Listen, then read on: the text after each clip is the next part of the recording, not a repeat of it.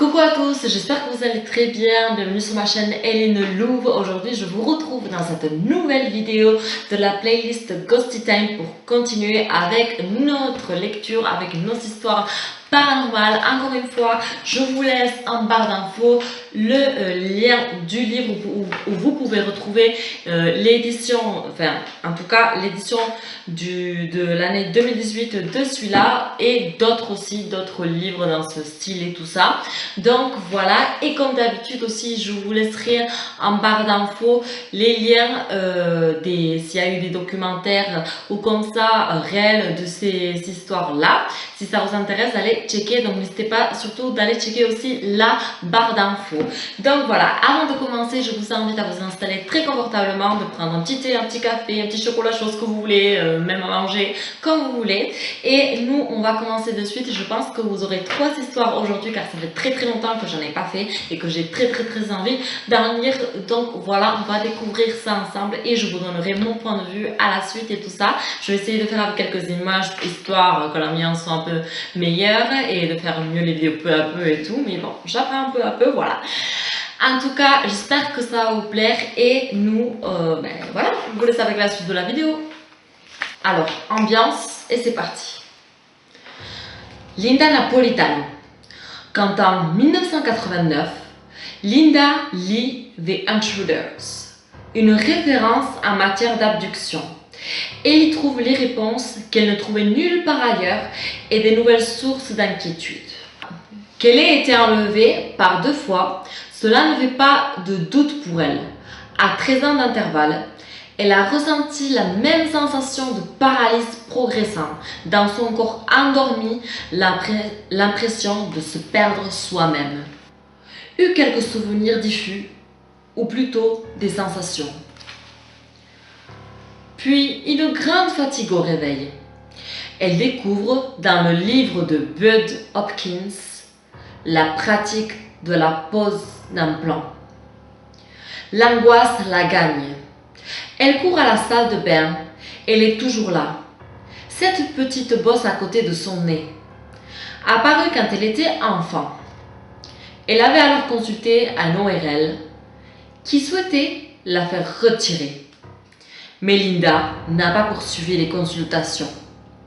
Et voilà que cette petite bosse, cette anomalie qui, au fil du temps, a fini par faire partie d'elle comme une cicatrice ou un souvenir d'enfance, se trouve être un implant. À la suite de cette découverte, Linda consulte des groupes de soutien aux abductés, avec qui elle échange sur le sujet. Elle effectue aussi une radio qui confirme qu'un cylindre de petite taille est bien logé le long de son arête nasale. Lors de l'examen, le spécialiste lui demande à quand remonte son opération. Linda ne comprend pas. De quelle opération veut-il parler? Le spécialiste se fâche en insistant sur l'intervention qu'elle a subie au nez et qu'il est inutile de la lui cacher. Il voit bien la petite cicatrice à l'intérieur de la cavité nasale. À la fin du mois d'octobre 1991, Linda se rend compte qu'elle a le visage souillé de sang séché au réveil. La radio qu'elle fait quelques jours plus tard montre que l'objet a disparu. Voilà pour la première histoire, un petit peu courte, mais un peu sympa, assez sympa. Si jamais, dites-moi dans les commentaires ce que vous en pensez de chaque histoire et tout ça, de donner votre point de vue et tout, et de dire votre ressenti, ce que vous pensez, tout ça. Mais je vous laisse en barre d'infos s'il y a voilà, des documentaires ou quelque chose comme ça, je vous laisse en barre d'infos encore une fois, n'oubliez pas. Donc voilà, j'espère que vous avez bien votre petit thé ou tout ça, vos popcorn, ce que vous voulez, parce qu'on passe avec la deuxième histoire. Pour la première histoire que je viens de lire là, c'était assez sympa. Sur 10, je donnerai 7,5 sur 10. Voilà, c'est parti pour la deuxième histoire. L'histoire de George Lucan. Lucan ou Lukins, je sais pas trop. Nous sommes en 1775 en Angleterre. George Lucan, un tailleur anglais très pieux, est un membre connu et actif de sa communauté. Mais depuis quelques années, on le dit atteint d'une maladie. Il est parfois pris de crise. Celle-ci débute et s'achève toujours de la même façon. Un tremblement impressionnant de la main droite. Entre ces deux épisodes de tremblement, l'homme est dans une sorte de transe. Son visage se tord. Sa voix se modifie, parfois pour chanter comme une jeune fille, d'autres fois pour jurer et proférer les pires impiétés avec une voix d'homme effrayante. Et il fait preuve d'une violence extrême. Il affirme être le diable. La crise passée, le pauvre George est épuisé et retourne à ses activités quotidiennes. Toutefois, en ce mois de mai 1775, l'état de George s'est clairement détérioré et les crises se font de plus en plus fréquentes. C'est pourquoi, grâce à une collecte de sa paroisse, il est envoyé à l'hôpital. Bien qu'il ne fasse pas de crise pendant son long séjour, Lucain est de plus en plus mal. Il retourne finalement chez lui, où ses crises demeurent irrégulières. Il prétend toujours être habité par le démon, ou plutôt par 7 démons. Cette précision trouble le corps religieux. 7 démons comme Marie-Madeleine. Il est décidé qu'un exorcisme mené par 7 prêtres méthodistes doit avoir lieu. La lutte est éprouvante. Dès les premières prières, Lucain est pris d'une crise. Par sa bouche se manifestent plusieurs démons, tantôt maudissant l'assemblée, tantôt chantant des tadam d'une voix d'outre-tombe. Mais au bout de plusieurs heures de bataille acharnée, on raconte que le tailleur redevient soudainement normal. Il reprend des couleurs et son visage habituel, et crie d'une voix claire « Loué soit Jésus !» La suite de l'histoire est moins documentée.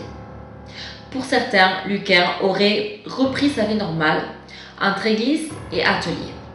Pour d'autres, il aurait soudainement quitté la ville en affirmant qu'il ne reviendrait jamais. Voilà pour la deuxième histoire. Je crois que j'ai préféré la deuxième histoire. Elle était assez... voilà, la lire comme ça, elle était assez creepy. Voilà, parce que je n'ai pas lu toutes les histoires, donc j'en découvre en même temps que je vous les lis. Donc j'aime bien. Donc une note sur 10, on va dire 8,5 sur 10, un petit peu plus que l'autre. Voilà. Du coup, c'est parti pour la troisième et dernière histoire de cette vidéo et j'espère que vous êtes prêts. La soucoupe. Les extraterrestres, c'est parti. Il est environ 21h quand il le voit survoler la campagne. L'objet ressemble à une soucoupe argentée d'environ 8 mètres de diamètre. À l'avant, 2 projecteurs éclairent la route. Il appelle aussitôt sa famille, mais la soucoupe disparaît rapidement dans le ciel. La famille, interloquée, s'apprête à rentrer quand elle voit soudain surgir un nouvel objet. Cette fois-ci, de forme oblongue. Oblongue, je ne sais même pas ce que ça veut dire, donc je vous laisse par ici aussi. Voilà. Le silence est total. L'objet s'approche et on peut y distinguer des hublots, environ une trentaine. On voit qu'une lumière douce éclaire l'intérieur. La famille le suit des yeux quelques instants. Puis l'objet disparaît derrière la cime des arbres. Le témoin met des mois avant de signaler cet événement. Et c'est fini. C'était super court, quoi. Ah non, c'était trop court. La troisième histoire, elle était trop courte. Donc voilà, je suis un peu dégoûtée. J'aurais aimé que ce soit un peu plus... Voilà, tout simplement une soucoupe. Et voilà, il avait une soucoupe et c'est tout. Mais j'aurais aimé que ce soit plus développé ou je sais pas. En tout cas, celle-là, je mets 6 sur 10 parce que je pense que c'est celle que j'ai le moins accrochée des 3. Donc voilà pour cette vidéo, pour ces 3 histoires paranormales. J'espère que ça vous a plu. Et si c'est le cas, n'hésitez pas à mettre un petit pouce bleu vers le haut et aussi à me faire part dans les commentaires si jamais ce que vous en pensez. Une note sur 10 peut-être, quelle histoire vous avez préférée et tout. Et voilà, encore une fois, n'hésitez pas à aller checker la barre d'infos pour plus d'informations, pour la documentation ou les vidéos, ce que vous voulez. Et voilà, je vous invite aussi à vous abonner à ma chaîne et tout, ça me ferait super plaisir aussi de vous avoir dans cette petite communauté, que ça me fait déjà très plaisir, en activant la petite chaîne des notifications pour ne rater aucune de mes nouvelles vidéos qui vont bientôt arriver, surtout dans cette playlist Ghost Item si vous aimez bien. Donc en tout cas voilà, nous on se retrouve très vite dans une nouvelle vidéo. Si vous me voyez habillée comme ça, c'est tout à fait normal, pareil quoi, parce que je vais filmer une autre vidéo pour la prochaine fois. Voilà, allez, à très vite, bye.